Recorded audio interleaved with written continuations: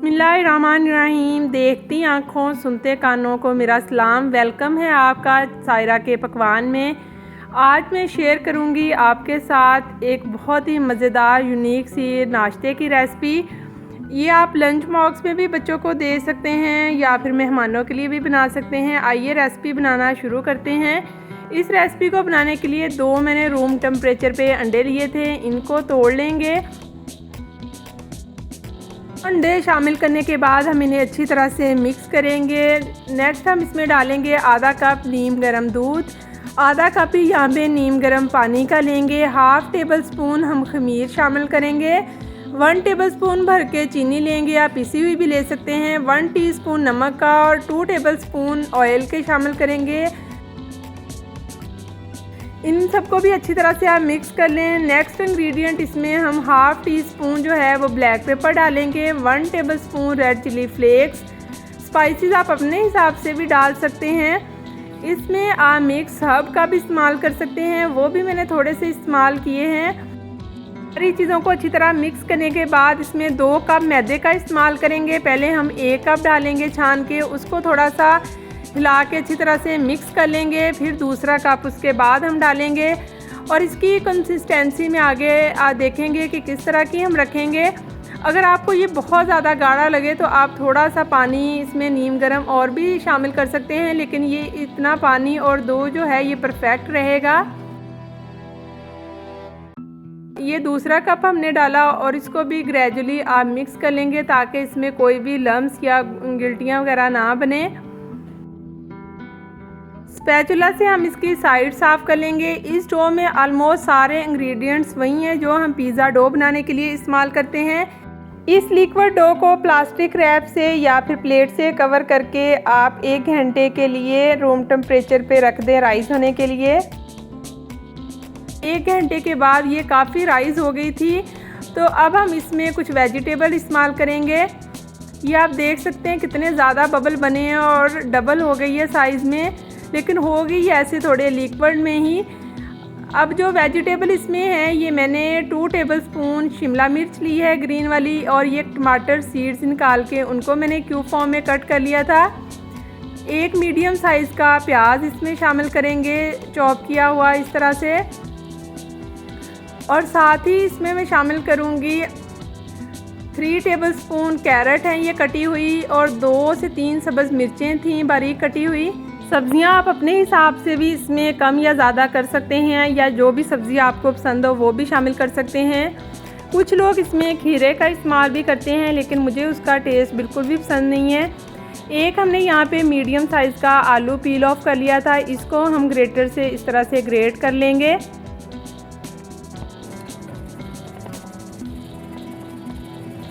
अब इन सारी सब्जियों को हम इसमें अच्छी तरह से मिक्स करेंगे। अगर आपको कंसिस्टेंसी इसकी बहुत ज़्यादा गाढ़ी लगे तो अभी भी आप इसमें नीम गर्म पानी या दूध मिक्स कर सकते हैं, लेकिन ये इतनी परफेक्ट है, इससे बहुत ही अच्छा नाश्ता बनके तैयार होगा। आप वीडियो में एंड तक साथ रहिएगा ताकि आप इस पूरी रेसिपी को फॉलो कर सकें। अब यहाँ पे हमने एक फ्राई पैन लिया है, इसमें हाफ़ टेबल स्पून मैंने घी का शामिल किया था। आप घी जैसे पराठों के लिए देसी इस्तेमाल करते हैं वो भी कर सकते हैं। मैंने यहाँ पे डालडा घी लिया था और आधा कप जितना बैटर जो है वो हम इसमें इस तरह से डालेंगे। जब आप इसमें डालें तो फ्लेम आपकी लो होनी चाहिए, लेकिन फ्राई पैन थोड़ा गर्म ही होना चाहिए। इसको इस तरह से फैला देंगे। इस बैटर में खमीर शामिल है इसलिए ये खुद ही फूल जाएगा। आपने हाफ़ कप से ज़्यादा बैटर नहीं यूज़ करना एक टाइम में। वो भी साइज़ आप इनका बनाना चाहें वो आराम से बन जाएगा। इसकी एक साइड को आप 1 मिनट के लिए इस तरह पकने के लिए छोड़ दें लो फ्लेम पे। इस तरह के फ्लैट चम्मच से इसकी साइड चेंज करेंगे। आप देख सकते हैं माशाल्लाह से बहुत ही प्यारा कलर आया है, और यही कलर हम दूसरी साइड पे भी आने देंगे। इसको 1 मिनट के लिए दूसरी साइड से भी कुक करेंगे। फ्लेम आपने लो टू मीडियम ही रखनी है, और इस तरह से हल्का सा घुमाएंगे तो इस पर बहुत ही प्यारा कलर आ जाएगा दूसरी साइड पे भी। फिर हम इसको निकाल लेंगे और इसी तरह से बारी बारी हम सारे बनाते जाएंगे। ये ऑलमोस्ट बनके तैयार हो गया है।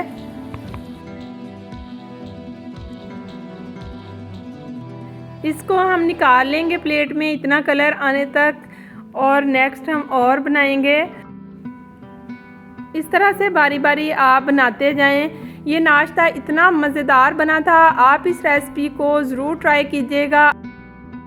ये रेसिपी आप अपने मेहमानों के लिए भी नाश्ते में बना सकते हैं या बच्चों को लंच बॉक्स में भी दे सकते हैं। इस तरह का नाश्ता वाकई सामने हो तो चिकन मटन सबको पीछे छोड़ देगा। आप इस रेसिपी को मेरे कहने पे ज़रूर ट्राई कीजिएगा।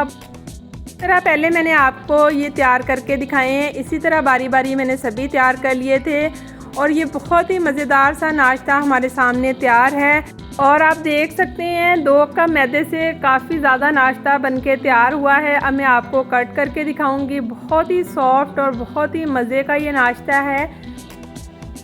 होप सो आज की रेसिपी आपको बहुत ही मज़े की लगी होगी। इस रेसिपी को आपने मेरे कहने पे ज़रूर ट्राई करना है। वीडियो अच्छी लगे तो वीडियो को लाइक कर दें। चैनल पे नए हैं तो सायरा के पकवान को सब्सक्राइब कर लें। रेसिपी को आप अपनी फ्रेंड्स फैमिली के साथ भी शेयर कर सकते हैं ताकि वो भी रूटीन से हट के कोई डिफरेंट नाश्ते को एंजॉय करें। और एक प्यारे से कमेंट में मुझे बताइएगा कि आपकी रेसिपी कैसी बनी।